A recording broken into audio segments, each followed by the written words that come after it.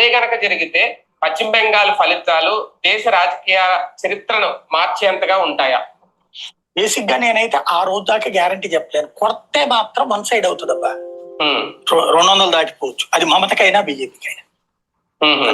Neck లాంటివి ఉండవు 200 ఎవరికైనా. ఎందుకు అంటే బేసిక్ గా ఇది సార్ మీరు చెప్పిన మాట.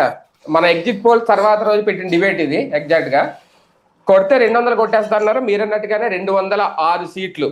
అంటే ఏంటి సార్ మీ గెస్ ఏంటి అసలు? ఫస్ట్ ఎందుకు అలా చెప్పారు ఆ రోజు? ప్రభుత్వానికి అనుకూలమైన వ్యతిరేకమైన బెంగాల్లో నేను అబ్జర్వ్ చేసింది దశాబ్దాల తరబడి అటో ఇటో ఉంటుంది తప్పించి నెక్ టు నెక్ అనేది ఉండదు. ఇది నేను అబ్జర్వ్ చేసిన ఫినామినా. ఇన్ని దశాబ్దాలుగా మనం చేస్తున్న జర్నలిజం 3 దశాబ్దాల్లో నేను గమనించినటువంటి రాజకీయాల్లో బెంగాల్లో కమ్యూనిస్టులు కొట్టిన రోజున మమతా బెనర్జీకి అదే స్థాయిలో మద్దతు ఇచ్చారు.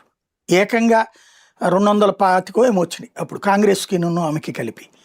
ఆ తర్వాత రెండోసారి గెలిచినా ఆ స్థాయిలోనే ఇచ్చారు, మూడోసారి గెలిచినా ఆ స్థాయిలోనే ఇచ్చారు.